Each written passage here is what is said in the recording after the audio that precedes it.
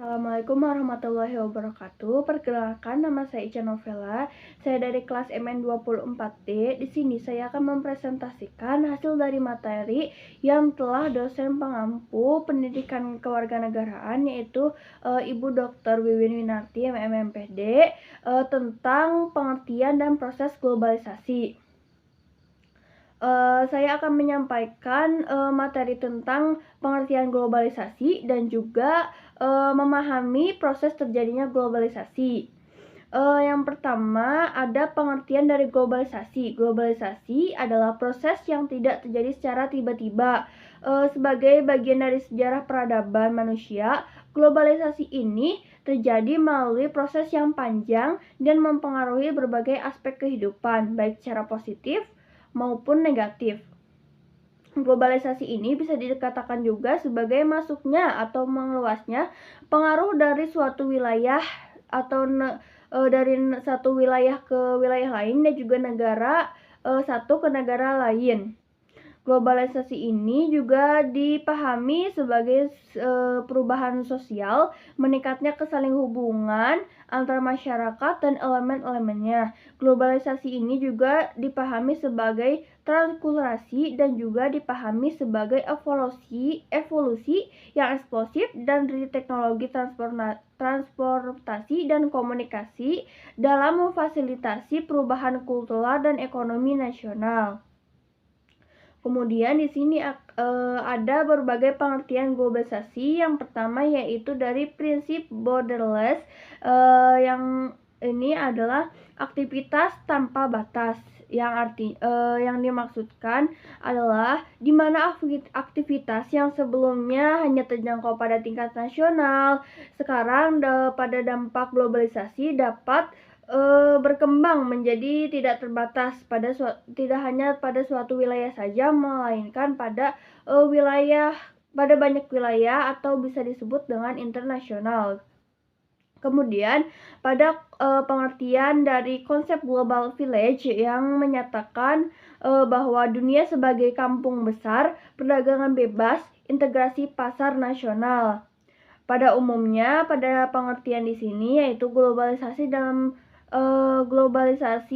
yaitu kontak yang semakin terbuka dan dekat di antara berbagai macam dari dunia dan disertai dengan kemungkinan meningkatnya perubahan pribadi, saling pahaman, dan persahabatan antara warga dunia. Kemudian ada globalisasi ekonomi. Pada globalisasi ekonomi ini menyatakan bahwa perdagangan bebas dan integrasi pasar global. Yang dimasukkan di sini adalah globalisasi dalam ekonomi yang ini dipahami sebagai penyamaan harga, produk, tingkat, suku bunga, dan keuntungan dari negara-negara maju. Globalisasi dalam bidang ekonomi ini sangat dipengaruhi dan ditentukan oleh perpindahan penduduk, perdagangan dunia, pergerakan uang, dan integrasi atau menyatunya pasar uang. Kemudian ada proses terjadinya globalisasi.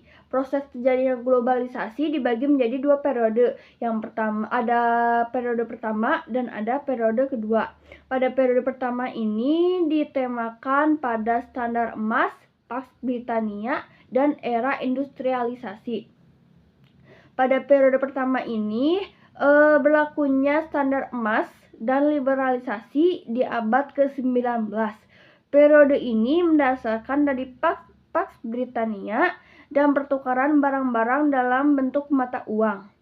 Era ini berkembang sejalan berkembangnya industrialisasi. Pemakaian standar emas berlaku dalam negara-negara industri antara tahun 1850 sampai 1888.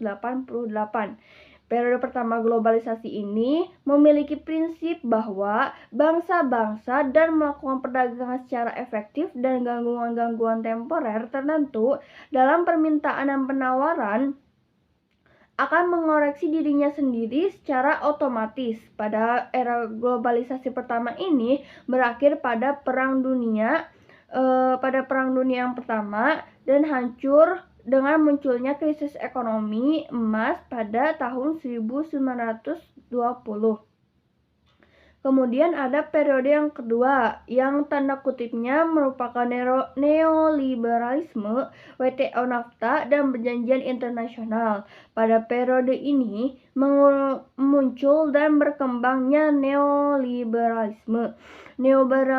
Neoliberalisme mengajarkan bahwa dalam dunia yang dipenuhi rasio pertukaran sangat tidak efektif bagi negara-negara dalam menggunakan regulasi untuk melindungi pasar dalam negeri mereka sendiri dan mustahil mempertahankan ekonomi kebijakan moneter. Kemudian di sini ada tanda-tanda dari globalisasi. Yang pertama adalah tanda-tanda dari globalisasi yaitu peningkatan perdagangan internasional dikarenakan pada globalisasi ini komunikasi antar negara itu semakin meluas sehingga pengaruh perdagangan internasional ini pasti akan terjadi atau dapat memberikan keuntungan yang lebih besar. Kemudian ada dari pertukaran kultur yang semakin besar melalui ekspor film Hollywood dan juga Bollywood, di mana pengaruh dari film-film dari negara lain ini mungkin akan mempengaruhi dari sifat, perilaku, style hidup, dan juga lain-lainnya yang mungkin mereka ikuti dari film-film Bollywood atau Hollywood yang mereka tonton. Kemudian ada dari perkembangan teknologi komunikasi, di mana tanda-tanda globalisasi ini dapat memberikan pengaruh yang sangat bagus terhadap perkembangan teknologi komunikasi, sehingga kita dapat berkomunikasi dengan orang yang ada di luar negeri, dan juga perkembangan teknologi komunikasi ini dapat memberikan informasi yang relevan dan juga lebih luas. Kemudian ada tanda-tanda dari globalisasi yaitu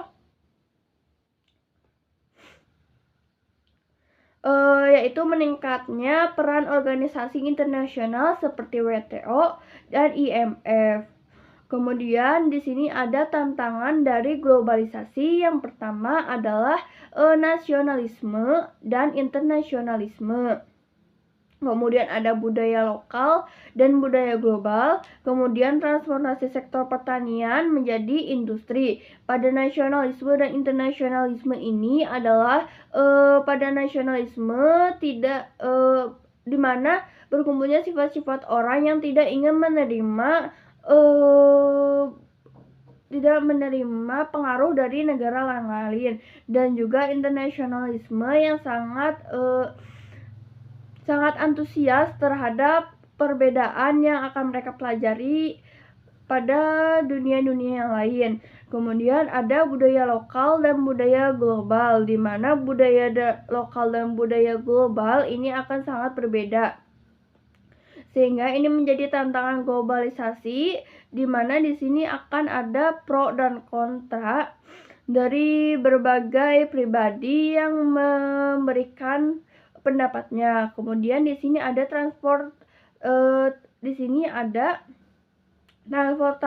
transformasi sektor pertanian menjadi industri, yang dimana pernah saya dengar bahwa transformasi sektor pertanian menjadi industri ini maksudnya adalah banyak orang yang menunjukkan bukan transportasi sektor pertanian menjadi industri ini menunjukkan bahwa sektor pertanian itu semakin melemah peminatnya dibanding menjadi industri. Pada zaman di era ini banyak yang lebih menyukai sektor industri dibandingkan sektor pertanian. Kemudian kesimpulan dari presentasi ini yaitu globalisasi membawa berbagai dampak bagi kehidupan manusia, baik positifnya dan juga negatifnya. penting untuk memahami proses dan tantangan globalisasi agar dapat beradaptasi dengan perubahan dunia, agar kita tidak terjerumus pada hal-hal yang negatif dan kita dapat memanfaatkan globalisasi ini untuk kegiatan hal-hal yang positif. Mungkin cukup sekian yang dapat saya sampaikan. Mohon maaf karena penyampaian materi saya mungkin kurang maksimal. Billahi taufiq wal hidayah. Wassalamualaikum warahmatullahi wabarakatuh.